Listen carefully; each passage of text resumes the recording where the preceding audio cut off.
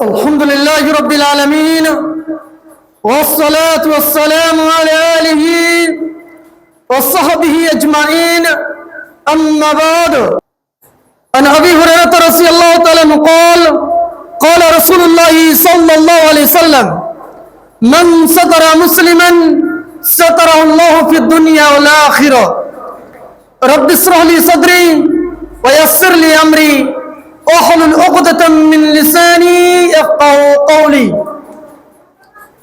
শ্রদ্ধেয় সম্মানিত উপস্থিতি, আমার সুপ্রিয় দিনী ভাই সকল, বিশিষ্ট উলামায়ে কেরাম, প্রথমত সেই মহান আল্লাহ রাব্বুল ইজ্জতের দরবারে এই দোয়া এই কামনা করি, আল্লাহ রাব্বুল ইজ্জত যেন আমাদেরকে বিশেষভাবে নবী মুহাম্মদ সাল্লাল্লাহু আলাইহি সাল্লামের উম্মতিকে ঈমানের উপর রাখেন, সুস্থ রাখেন এবং মৃত্যুর মুহূর্তে কালিমায়ে তাওহীদ পাঠ করার সুযোগ করে দেন। আমিন ইয়া রাব্বাল আলামিন। প্রশংসা মাত্র সেই মহান আল্লাহ রাব্বুল ইজ্জতের জন্য, যিনি আমাদের স্রষ্টা, যিনি আমাদেরকে সৃষ্টি করেছেন। শুধু সৃষ্টি করেছেন তা নয়, বরঞ্চ এই বিশ্ব জগতের মধ্যে যতগুলো আল্লাহ রাব্বুল ইজ্জতের সৃষ্টি রয়েছে তার মধ্যে সর্বোত্তম, সর্বোৎকৃষ্ট, সর্বওয়াল, আশরাফুল মাখলুকাত হিসেবে সৃষ্টি করেছেন। অপরদিকে শুধুমাত্র তাই নয়, বিশেষভাবে আমাদেরকে মুসলিম হিসেবে এবং নবী মুহাম্মদ সাল্লাল্লাহু আলাইহি সাল্লামের উম্মতি হিসেবে এই দুনিয়াতে প্রেরিত করেছেন। সেই মহান আল্লাহ রাব্বুল ইজ্জতের আমরা সকলে সংক্ষিপ্ত প্রশংসা করে থাকি। আলহামদুলিল্লাহ।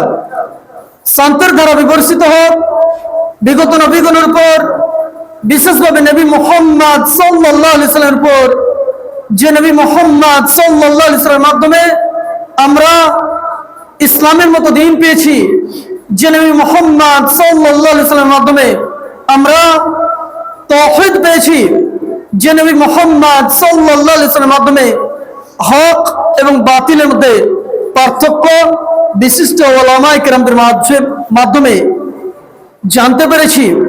সে নবী মুহাম্মদ সাল্লাল্লাহু আলাইহি সাল্লামের উপর শতকোটি শান্তির ধারা বিবর্ষিত হোক। আল্লাহুম্মা সাল্লি আলাইহি আল্লাহুম্মা বারিক আলাইহি। সুপ্রিয় দিনী ভাই, দেখেন আজকে যে বিষয়টি নিয়ে আলোচনা করব, এই সে বিষয়টি হচ্ছে অত্যন্ত গুরুত্বপূর্ণ এবং মহত্বপূর্ণ। কথা বুঝবেন, মানুষ এমন একটা বিষয় নিয়ে আজকে আলোচনা করব যে বিষয়টা মানুষের প্রত্যেক সেকেন্ডে সেকেন্ডে মানুষ ইউজ করে, প্রত্যেক সেকেন্ডে সেকেন্ডে মানুষ তার সঙ্গে সম্পর্কিত থাকে। সেটা কি বলেন তো? যে উঠতে বসতে চলতে ফিরতে আমাদের মুখমণ্ডল দিয়ে কথা বলতে হয়। প্রয়োজনে অপ্রয়োজনীয় তো মানুষ বলতে থাকে, কিন্তু যখন প্রয়োজন পড়ে, বিশেষভাবে যাদেরকে আল্লাহ রাব্বুল ইজ্জত এই কথা বলার তৌফিক দান করেছেন, তারা সর্বসময় সর্বক্ষেত্রে প্রয়োজনে অপ্রয়োজনে আমরা কথা বলে থাকি। তবে দেখেন, কথা বলাটা যতটা প্রয়োজন কিংবা জরুরি, তার চেয়ে এটা বেশি জরুরি হচ্ছে যে আপনি কি কথা বলছেন। আপনি কি কথা বলছেন, মানে আপনার মুখমণ্ডল দিয়ে যে কথাটা যে বের হচ্ছে, এটা যে বের হলো সেটাই বের করে দিলেন। জি না, দেখবেন অনেক মানুষ এত ঠাট্টা মজাক করে, ঠাট্টা মজাক করতে করতে করতে করতে আল্লাহ রাব্বুল ইজ্জতের শানেও সে গুস্তাখি করে, আল্লাহ রাব্বুল ইজ্জতের শানেও সে শব্দ বের করে। কেমন বলেন তো? আমি যখন বিগত 4 থেকে 5 বছর হয়ে গেল চায়ের দোকান গিয়েছিলাম, কথা বুঝবেন, আর এই কথাগুলো বেশিরভাগই পাবেন কোথায়? চায়ের দোকানে, পানের দোকানে। আমি একটা চায়ের দোকানে গেলাম, তো প্রায় 43-50 বছর একজন যুবক, কি মনে করলেন 43 বছরকার, একটা চা নিয়ে গল্প করতে করতে করতে এরকম কোন একটা দিনী ভাই বলছেন যে ভাইজান আপনি নামাজ পড়েন, অন্য কাউকে বলছেন, উনাকে কিন্তু না, কিন্তু উনি শুনছেন। কথা বুঝবেন, উনি কিন্তু শুনছেন, কিন্তু একজনকে বলা হচ্ছে ভাইজান আপনি নামাজ পড়েন, আপনি কি সালাত কায়েম করেন?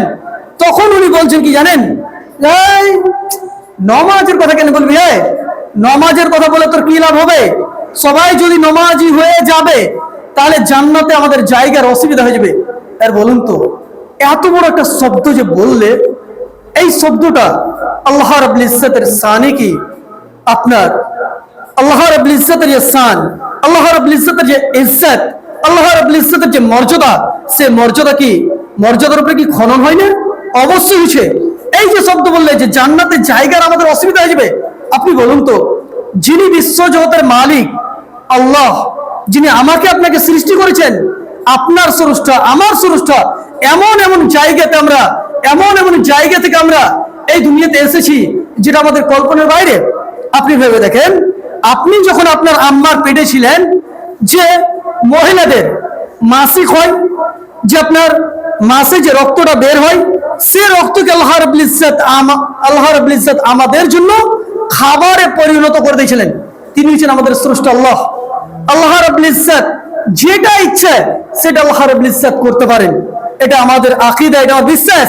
আপনাদের এটা বিশ্বাস হওয়া উচিত যে আল্লাহ রাব্বুল ইজ্জতের শানে কোনো এরকম কথা বললেন না যাতে খনন হয়ে যায়। কথা বুঝবেন? আমি যে কথাটা বলতে চাইছি, যে দেখেন ভাইজান, আপনি যখন কথা বলবেন, আপনি যখন কথা বলবেন, কথাটা চেষ্টা করবেন যে আমার মাধ্যমে এরকম কোনো কথা না হয়ে যায় যে কথাতে ইসলামের দৃষ্টিতে সেটা সঠিক না, যেটা ইসলাম শিক্ষা দেয় নাই। যেমন দোকানে দেখবেন অনেক রকম কথা, অনেক রকম কথা, তার মধ্যে বিশেষভাবে আমি যেটা দেখে থাকি যে আমাদের সাধারণ মানুষেরা এই কথা এটা ভাববেন না ভাইজান যে হয়তোবা আমাকে নিসবত করে বলছে, আমি হয়তোবা জড়িত, আমি হয়তো দোকানে আড্ডাবাজি করি, আমি সে কাজে লিপ্ত। তা আপনার মনে যদি দুঃখ হয়ে যায়, আপনাকে দুঃখ দেওয়ার জন্য আমি এখানে আসিনি, এবং আমি এটা চাই নাও যে আমার কথার মাধ্যমে আপনি দুঃখিত হবেন। আমি এটা চাই যে ইসলামকে ফলো করার চেষ্টা করুন। এরকম কোনো কথা বলেন না যে কথার মাধ্যমে আপনার ইমানের মধ্যে দুর্বলতা এসে যায়, আপনার ইমানের মধ্যে কমি এসে যায়। এরকম শব্দ বলবেন না, বরঞ্চ ভাববেন মুমিনেরা তো 4 লাখ গো, ইমানদাররা হবে 4 লাখ, মুমিনেরা হবে 4 লাখ। যে আমি 24 ঘন্টার মধ্যে আমি কতটা কথা বললাম, যেখানে ইসলামের খায়ের রয়েছে, সমাজের খায়ের রয়েছে, আমার নফসের জন্য খায়ের রয়েছে। নফস মানে নিজের রূহটাকে আপনি সুরক্ষিত রাখতে পারবেন। আপনাকে ভাবা উচিত, আপনি রাত্রে ঘুমাচ্ছেন, আপনি জানেন যে সকালে আমি সেই বন্ধুর সঙ্গে তো আড্ডা পিটেছিলাম, আমি সেই বন্ধুর সঙ্গে এমন কি কথা বলেছিলাম যে কথার মাধ্যমে আমার আমল নামাতে আল্লাহ রাব্বুল ইজ্জত সে কথার বদলতে গুনাহ কিংবা খাতা লিখে দেবেন। সুপ্রিয় ভাই, আপনি যখন কথা বলবেন চেষ্টা করবেন সে কথার মধ্যে কোনো প্রকারে যাতে কাউকে দুঃখ দিয়ে না হয়, কাউকে দুঃখ দিয়েন না। অনেক মানুষ তো ধিক্কার দিয়ে কথা বলে, কিছু পয়সা হয়ে গেছে গরিবদেরকে অনেক রকম করে ধিক্কার দেয়। জি না ভাইজান, আপনাকে হয়তো আল্লাহ রাব্বুল ইজ্জত ধন দৌলত দিয়েছেন, টাকা পয়সা দিয়েছেন, তার মানে এটা নয় যে আপনার প্রত্যেকটা শব্দ সাধারণ মানুষের জন্য প্রযোজ্য হয়ে যাবে। জি না, বরঞ্চ আপনাকে ভাবতে হবে যে আমি যে শব্দটা বললাম সে শব্দের মাধ্যমে আমার সেই দিনী ভাই সেখানে দুঃখিত তো হয়ে যাবে না। তার কারণ নবী মুহাম্মদ সাল্লাল্লাহু আলাইহি ওয়াসাল্লাম তিনি বলছেন, এই হাদিসটি সহিহ মুসলিমের 6357 নম্বর হাদিস। এই হাদিসের ভাবার্থটা বোঝার চেষ্টা করুন। আবু হুরায়রা রাদিয়াল্লাহু তাআলা আনহু তিনি বলছেন, আন আবি হুরায়রা রাদিয়াল্লাহু তাআলা আনহু قال قال رسول الله صلى الله عليه وسلم من كان يؤمن بالله واليوم الاخر। নবী মুহাম্মদ সাল্লাল্লাহু আলাইহি ওয়াসাল্লাম বলছেন, যারা বিশেষভাবে এক আল্লাহকে মেনে নিছো, এক আল্লাহকে নিজের রব বলে মেনে নিছো, যে আমার রব হচ্ছেন আল্লাহ, আমার স্রষ্টা হচ্ছেন আল্লাহ, এবং আখিরাত কাল কিয়ামত দিবসে যে আমাকে আপনাকে আল্লাহ রাব্বুল ইজ্জত জমাইত করবেন, এক জায়গাতে দাঁড় করাবেন, সেই জায়গাতে আমাকে আপনাকে প্রত্যেকটা সেকেন্ডের, প্রত্যেকটা মিনিটের, প্রত্যেকটা শব্দর আমাকে আপনাকে আল্লাহ রাব্বুল ইজ্জতকে বুঝিয়ে দিতে হবে যে আমি কি করে সময়টাকে অতিবাহিত করলাম। আর এটাও জেনে রাখুন, এটাও জেনে রাখুন বিশেষভাবে আপনার একটি হাদিস যে নবী মুহাম্মদ সাল্লাল্লাহু আলাইহি ওয়াসাল্লাম তিনি বলছেন যে প্রত্যেকটা আদম সন্তানকে কাল কিয়ামত দিবসে তাকে দাঁড় করা হবে যতক্ষণ পর্যন্ত হাত্তা ইউসআলু আন খামসিন, যতক্ষণ পর্যন্ত তাকে 5টা প্রশ্ন না করা হবে। যতক্ষণ পর্যন্ত একজন আদম সন্তানকে একজন মানুষকে যতক্ষণ পর্যন্ত আল্লাহ রাব্বুল ইজ্জত 5টি প্রশ্ন না করে নেবেন, ততক্ষণ পর্যন্ত তাকে হিলতে দেওয়া হবে না। তার পাগুলো সেটে যাবে যতক্ষণ পর্যন্ত তাকে 5টা প্রশ্ন না করা হবে।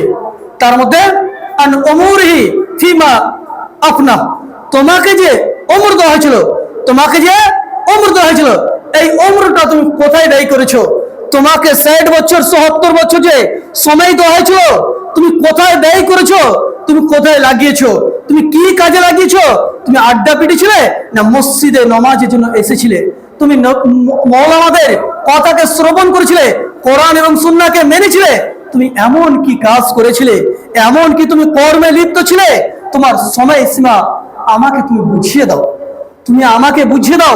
আপনাকে যদি জিজ্ঞাসা করা হয় ভাইজান যে আপনি 24 ঘন্টার মধ্যে কি কি করলেন, আপনাকে যদি জিজ্ঞাসা করা হয় যে এক সপ্তাহের রেকর্ড আপনি দেখান, যে আপনি গত সপ্তাহ থেকে নিয়ে গত শুক্রবার থেকে নিয়ে আজকে শুক্রবার পর্যন্ত আপনি কোথায় কোথায় গেলেন, কি আমল করলেন, এমন কি আমল করলেন যাতে আপনার খায়ের রয়েছে, আপনার উন্নতি রয়েছে, আপনার নফসের জন্য সেটা আপনার খায়ের রয়েছে, আপনি কি আমল করলেন?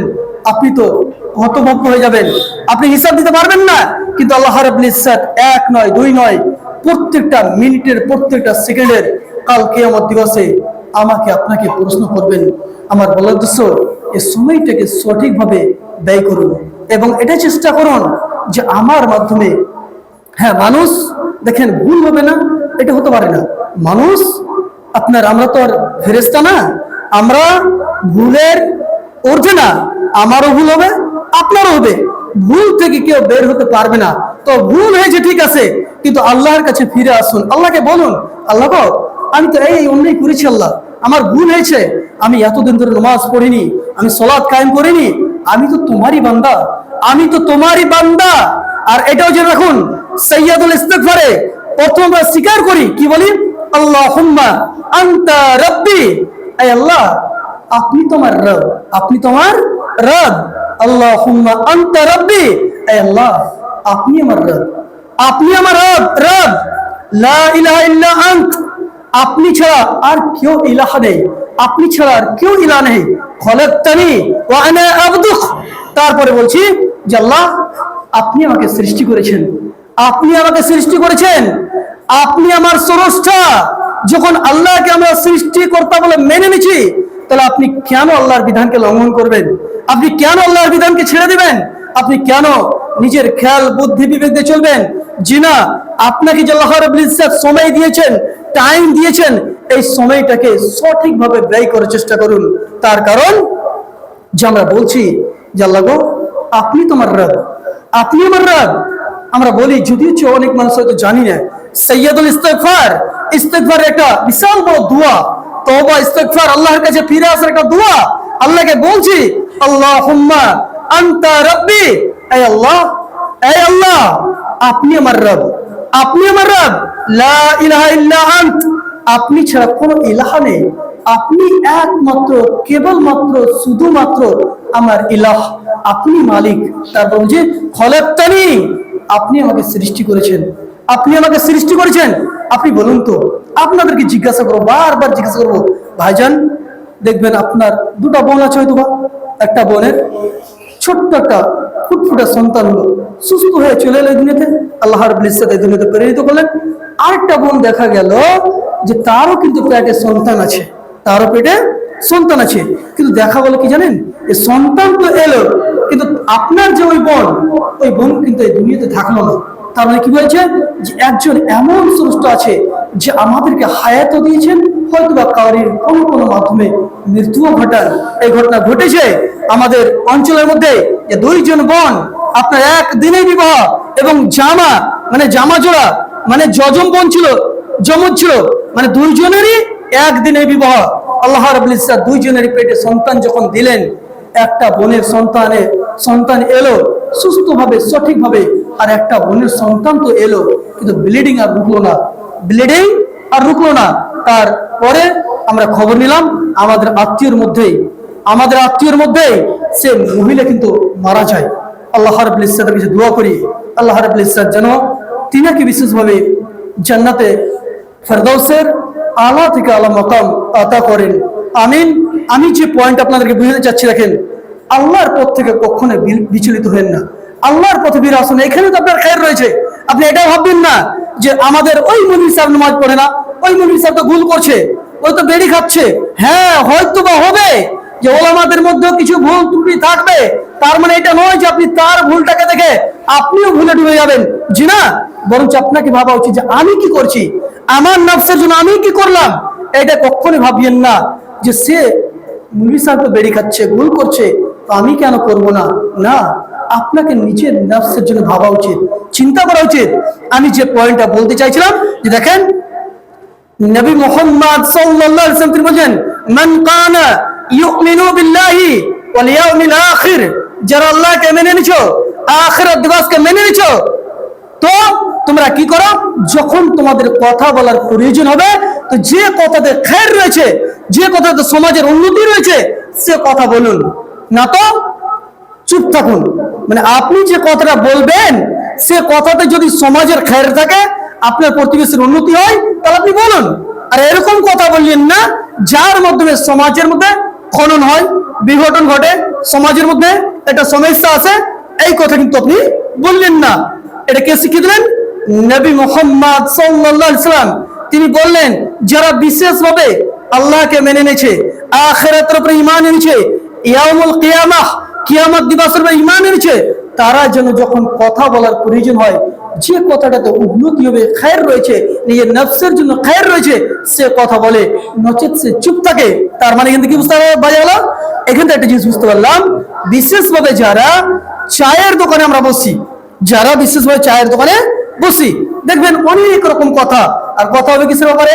হয়তোবা আপনাদের গ্রামে কোন একটা ছেলে কোন একটা ভুল করে দিচ্ছে, তার নাম ধরে ধরে আপনি বলেন যে সেই আব্দুল সত্তারের ছেলে, আব্দুর রহিমের ছেলে এত বড় ঘটনা ঘটিয়ে দিয়েছে, হ্যাঁ, এত বড় সমস্যা করে দিয়েছে, তুই কি জানিস? আর একটা চা নিয়েছেন, বারবার রিপিট করছেন, আরো 10 জন এসে জমাইতে হচ্ছে, আর বারবার সেই কথাটা আপনি বারবার বারবার বলতে আছেন। সুপ্রিয় ভাই, এই যে গীবত কিংবা কাউরির পরআলোচনা, মানে কাউরির যে দোষ ত্রুটিকে মানুষের সামনে আপনি প্রকাশ্য করবেন, এর জন্য কয়েকটা ক্ষতি রয়েছে। আমি যে ক্ষতিটা আমি আপনাদেরকে দেখাবো, সেটা আমি পরে পয়েন্টটা নিয়ে আসছি। আমি একটা পয়েন্ট নিয়ে আসছি। দেখেন, আল্লাহ বলছেন যে তোমরা কি নিজের মৃত্যু ভাইয়ের গোস্ত খেতে পছন্দ করো? কথা বুঝবেন, নিজের মৃত্যু ভাইয়ের গোস্ত খেতে, মাংস খেতে কি তোমরা পছন্দ করবে? আপনি বলুন তো, আপনার ভাই মারা গেছে, আপনি কি সে ভাইয়ের মাংস খেতে পছন্দ করবেন? এটা আপনার লজিক, আপনার ব্রেন, আমার সুস্থ ব্রেন এটা কখনোই মানতে পারে না। কিন্তু আল্লাহ সেখানেই বলছেন, যদি এটা পছন্দ না করেন, তাহলে কাউরের কমি দোষ ত্রুটিকে মানুষের সামনে প্রকাশ্য করেন না। যদিও সেটা সত্য করেছে, আমি হয়তোবা কিংবা কোন একজন হয়তোবা জুয়া খেলেছে, জুয়ারি, মদারি, অনেক ভুল করেছে, আপনি জানেন, এটা বাস্তব। সে কথাকে আপনি চায়ের দোকানে যে আপনি চা নিয়েছেন, বারবার বারবার রিপিট করছেন, কিন্তু এই বাস্তব ঘটনা, এটা কিন্তু বাস্তব, সে কিন্তু করেছে বাস্তব, আপনি জানেন যে এটা সত্য কথা। অনেক মানুষ তো বলবে যে সে তো সত্যি করেছে, হ্যাঁ, তা আমি কেন বলবো না? সে তো এটা বাস্তব ঘটিয়েছে, এত তো কোনো সমস্যাই নেই, আমি তো দেখেছি, আমি জানি, আমার কাছে প্রমাণ আছে, আমার কাছে দালাইল আছে, তো এই কথা তো বাস্তব, তো আমি কেন বলবো না? এটাই হচ্ছে গীবত।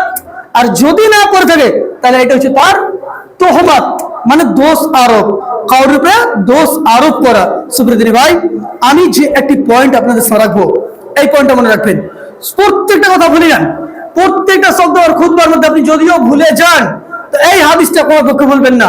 সে হাদিসটি সুনান ইবনে মাজাহ, হাদিস নম্বর 2544 নম্বর হাদিস। এই হাদিসের ব্যাপারে নাসরুদ্দিন আলবানী এবং অনেক মুহাক্কিক যিনারা রয়েছেন, যিনারা বিগত সময় ইমাম অতিবাহিত হয়েছেন, তিনারা এই হাদিসকে সহিহ বলেছেন। এই হাদিসের ব্যাপারে একটু বুঝুন। আন আবি হুরায়রা রাদিয়াল্লাহু তাআলা আনহু قال قال رسول الله صلى الله عليه وسلم من ستر مسلما ستره الله في الدنيا والآخرة। যে ব্যক্তি একজন মুসলিম ভাইয়ের দোষ ত্রুটিকে ঢেকে রাখলো, প্রকাশ্য করলো না, তাহলে সাতরাল্লাহু ফিদ দুনিয়া ওয়াল আখিরা, সেই ব্যক্তির জন্য এটা সবচেয়ে বড় অফার কি জানেন, যে তারও জীবনে যে ভুল ত্রুটি রয়েছে এই ভুল ত্রুটিকে আল্লাহ রাব্বুল ইজ্জত এই দুনিয়াতে প্রকাশ্য করবেন না এবং আখিরাতেও প্রকাশ্য করবেন না। তার মানে বুঝালো কি জানেন, এই হাদিসটা একটা জিনিস বুঝুন, আমি যদি আপনার কোনো দোষ ত্রুটি বলে দিই, মনে করেন কোন একটা দোষ ত্রুটি ভুল ত্রুটি হয়েছে আমি কোন জায়গায় বলে দিলাম, এই হাদিসটা তো এটা বাস্তব বোঝাচ্ছে। আমি যখন বললাম আমি তো দুধের ধোয়া না, আমি তো দুধের ধোয়া না, আমার জীবনে গুনাহ খাতা দোষ ত্রুটি রয়েছে, প্রত্যেকটা মানুষ গুনাহের উপরে ঠিক আছে, এটা মনে রাখবেন। ভুল ত্রুটির মধ্যে কেউ না, হ্যাঁ হয়তো বা কম বেশি, কিন্তু প্রত্যেকটা মানুষ ভুলের সঙ্গে জড়িত। যখন আমি আপনি কোন মুসলিম ভাইয়ের দোষ ত্রুটিকে কোন জায়গায় প্রকাশ্য করলাম না, সেটা ঢেকে দিলাম, সেটা চেপে দিলাম, তো আল্লাহ রাব্বুল ইজ্জতের এটা ওয়াদা যে সে ব্যক্তির দোষ ত্রুটিকে আমি আল্লাহ এই দুনিয়াতে প্রকাশ্য করব না এবং আখিরাতে কাল কিয়ামত দিবসে সেটা প্রকাশিত হবে না। তাহলে আপনি বুঝতে পারলেন আশা করছি যে আমরা যদি নিজের মুখমণ্ডল দিয়ে এরকম কোন ব্যক্তির কথা বললাম না, ঢেকে দিলাম, হ্যাঁ জানি, জিজ্ঞাসা করলো, হ্যাঁ এবার কথা হচ্ছে যে দেখেন অনেক ক্ষেত্রে আপনি হয়তো আপনার মেয়ের বিবাহ দেবেন, আপনি হয়তো আপনার মেয়ের বিবাহ দেবেন, আমাকে জিজ্ঞাসা করলেন ইলামি গেছেন আপনি যে সেই আব্দুল সাত্তারের ছেলেটার ব্যবহার কেমন, ব্যবহার কথা বুঝবেন, কিন্তু এখানে আপনি আপনার মেয়ের বিবাহ দেবেন, আপনি আপনার মেয়ের বিবাহ দেবেন, আর আপনি কিন্তু আমাকে জিজ্ঞাসা করছেন যে আব্দুল সাত্তার কিংবা আব্দুল গাফফার কিংবা আব্দুর রহিমের ছেলেটা কেমন, কিন্তু আমি জানি যে সে ছেলেটা হয়তো বা মদারি গাঁজারি, কিন্তু আপনি একটা উদ্দেশ্য নিয়ে বলেছেন, আপনার উদ্দেশ্য হচ্ছে যে আপনি তার হাতে একজন একটা মেয়েকে তুলে দিবেন, তো আমার সেখানে উচিত হবে তার সত্যটা বলে দিয়ে সেখানে যে একটা আপনার যে একটা বিপদ, আপনার যে একটা বিপদ, আপনি একটা মেয়ে দিবেন, আপনি চাইছেন যে আমার মেয়েটা সুখে থাকুক, আর প্রত্যেকটা মানুষ চাইবে যে নিজের মেয়ে সুখে থাকবে, শান্তিতে থাকবে, তার স্বামীর বাড়িতে একটু শান্তিতে নিজের জীবনটাকে অতিবাহিত করবে, এটা প্রত্যেকটা আব্বা মায়ের এটা ইচ্ছা। তো আপনাকে সেখানে আমাকে অরিজিনালটা রিয়ালিটিটা বলে দেওয়া উচিত, ভাইজান আপনি বিবাহ দিতে চাইছিলেন, হয়তো আপনি জানেন যে ভালো, কিন্তু এই দুর্বলতা তার মধ্যে রয়েছে, এই কমি রয়েছে, এর আপনি ভাববেন বিষয়টা, এর আপনি দেখবেন যে আপনি কি করা উচিত আপনার। তো বলার উদ্দেশ্য দেখেন যে নিজের মুখমণ্ডল দিয়ে কথা বলার পূর্বে ভাববেন যে আমার কথাটা কোন জায়গাতে যাচ্ছে, আমার কথাটা কোন আমার দিনী ভাইয়ের মনে তো দুঃখ হয় নাই, কষ্ট হয় নাই, এটা আমাকে আপনাকে ভাবা উচিত। আরেকটি পয়েন্ট আপনাদের সামনে রাখি, দেখেন বিশেষভাবে ইসলামের ভিত হচ্ছে কোরআন এবং নবী মুহাম্মদ সাল্লাল্লাহু আলাইহি ওয়াসাল্লামের সুন্নাহ কিংবা হাদিস, কথা বুঝবেন। তো এই বিষয়ে আল্লাহ রাব্বুল ইজ্জত তিনি বলছেন মা আতাকুমুর রাসূলু ফাখুযুহু ওয়া মা নাহাকুম আনহু ফান্তাহু। আল্লাহ বলছেন যে আল্লাহর রাসূল নবী মুহাম্মদ সাল্লাল্লাহু আলাইহি ওয়াসাল্লাম যা তোমাদেরকে দেন তা তোমরা গ্রহণ করো এবং যাতে থেকে মানা করেন সেখান থেকে থেমে যাও। এখানে একটা জিনিস আমি যেটা ক্লিয়ার করতে চাইছি, দেখেন বিশেষভাবে যে ইসলামের মেন মূল হচ্ছে কোরআন এবং সেই হাদিস, মানে নবী মুহাম্মদ সাল্লাল্লাহু আলাইহি ওয়াসাল্লামের কল কিংবা ফেল কিংবা আপনার অনুমোদন, কথা বলবেন যে নবী মুহাম্মদ সাল্লাল্লাহু আলাইহি ওয়াসাল্লাম যেটা বলেছেন, যেটা সমর্থন করেছেন কিংবা যেটা কর্মে বাস্তবায়িত করেছেন সেটা হচ্ছে হাদিস কিংবা সুন্নাহ, কথা বুঝবেন। তার কারণ হচ্ছে কি জানেন, যে আমরা সোশ্যাল মিডিয়ার সঙ্গে জড়িত, ফেসবুক ইউটিউব চালাচ্ছি, আমাদেরকে দেখেন এটি চেষ্টা করতে হবে যে বিশিষ্ট ওলামায়ে কেরাম আলেমে দ্বীন তিনাদের কাছে আমরা ইলম অর্জন করব, আর এটা সর্বশেষ আমরা সতর্কতা অবলম্বন করব যে বক্তার আমরা বক্তব্য শুনবো আমরা জেনে নেব যে তিনি কি সত্যিকারই ভালো আলেম নাকি নিজের খেয়াল বুদ্ধি বিবেক দিয়ে কথা বলে যায়। তার কারণ জাস্ট কয়েকদিন পূর্বে, বিগত পূর্বে একজন আলেম, একজন বক্তা, চর্চিত বক্তা, তিনি কি বলছেন জানেন যে সহি বুখারী মানা যাবে না, কথা বুঝবেন, সহি বুখারী মানা যাবে না, সহি বুখারীর দার্স দেওয়া নিজামিয়া মাদ্রাসাতে এটা চলবে না। তার কারণ উনি বলছেন যে অনেক রাবী রয়েছে যিনারা শিয়াপন্থী, শিয়াদের আকীদাকে তারা পোষণ করে থাকে, সেক্ষেত্রে তাদের সেই আপনার সহি বুখারীর দার্স দেওয়া নিজামিয়া মাদ্রাসাতে চলবে না। এত বড় ভণ্ড বক্তা, যেটা আপনাদের দিলের মধ্যে বসে আছে, নাম নিচ্ছি না, যে বক্তাটা আপনাদের দিলের মধ্যে বসে আছে, অনেক যারা অন্ধভক্ত রয়েছে সর্বসময় তার বক্তব্য শুনে থাকে, কিন্তু উনি যে এত বড় কথা বললেন সহিহ বুখারীর উপরে, এবং এমন এটা দুঃখজনক হলেও সত্য, যিনি সভাপতিত্ব করছিলেন তিনাকে আবার সাক্ষী রেখে বলছেন। কিন্তু সহিহ বুখারীর ব্যাপারে একটা পয়েন্ট আপনাদেরকে রাখি, তারপরে আমার কথা ইতি করবো। দেখেন সহিহ বুখারীতে ইমাম বুখারী রাহিমাহুল্লাহ 6 লক্ষ হাদিস সংগ্রহিত করেছিলেন। কত লক্ষ? 6 লক্ষ। কথা বুঝুন, 6 লক্ষ হাদিস সংগ্রহিত করার পরে উনি তাহকিক করতে সহিহ বুখারীর মধ্যে 7653 হাদিসকে উনি সংকলিত করেছেন, মানে সহিহ বুখারীর মধ্যে উল্লেখিত করেছেন। আর ইসলামিক ফাউন্ডেশন যেটা ছাপা হয় সেখানে আপনার 63 হাদিসকে উনি সংগ্রহিত করেছেন। তার মানে 6 লক্ষ হাদিসের মধ্যে জাস্ট কিছুটা হাদিসকে উনি সংগ্রহিত করেছেন, এবং অনেকটা তাহকিক, অনেকটা তার প্রতি গৌর করার পরে উনি এই হাদিসটাকে সংকলিত করেছেন। সেটা হচ্ছে কি সহিহ বুখারী। আর এটাও জেনে রাখুন যে কোরআনের পরে পরে সবচেয়ে অথেন্টিক, সবচেয়ে বিশুদ্ধ যে গ্রন্থটা হচ্ছে সেটা হচ্ছে সহিহ বুখারী, কিন্তু সেই সহিহ বুখারীর ব্যাপারে উনি বলছেন যে নিজামিয়া মাদ্রাসাতে সেটা দার্স দেওয়া চলবে না, তার কারণ অনেক রাবি রয়েছে যারা শিয়াদের আকীদা রাখে। তার মানে কি বুঝতে পারলো? আর এই বিষয়ে ইজমা রয়েছে, বিশেষভাবে সুন্নি মুসলিমদের এখানে ইজমা রয়েছে যে কোরআনের পরে সবচেয়ে অথেন্টিক, সবচেয়ে নির্ভেজাল যুক্ত যে কিতাবটা সেটা হচ্ছে সহিহ বুখারী। সুপ্রিয় ভাই, ইসলামকে বোঝার চেষ্টা করুন, শরীয়তকে মানুন, ইসলামের পথে আসুন। আর বিশেষভাবে যারা নামাজ থেকে দূরে আছেন, নামাজ কায়েম করুন। দেখেন নামাজ ব্যতীত আপনার গতি নাই ভাইজান, নামাজ ব্যতীত আপনার কিন্তু গতি নাই। আপনি নামাজ থেকে দূরে আছেন, আপনি ভাবছেন যে আমি নামাজ পড়ি না তো কি আছে, আমি খুবই চাল্লাক। জি না, আল্লাহ হয়তোবা আপনাকে ঘর বাড়ি টাকা পয়সা অনেক কিছু দিয়েছেন, কিন্তু আল্লাহ রাব্বুল ইজ্জতকে সাজদা করার মতন এই কপালটা আপনাকে দেননি। কারণ আপনি এত বড় হতভাগা যেটা আপনি মৃত্যুবরণ করলেই বুঝতে পারবেন।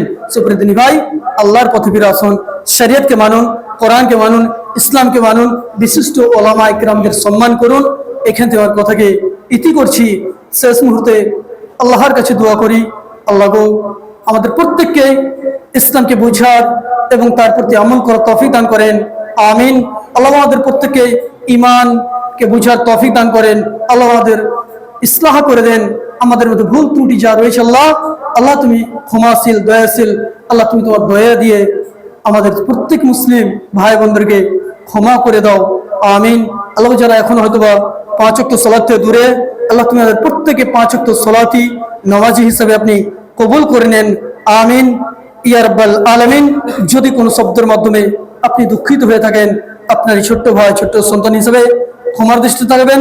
রব্বানা তাকাব্বাল মিন্না ইন্নাকা আনতাস সামিউল আলিম।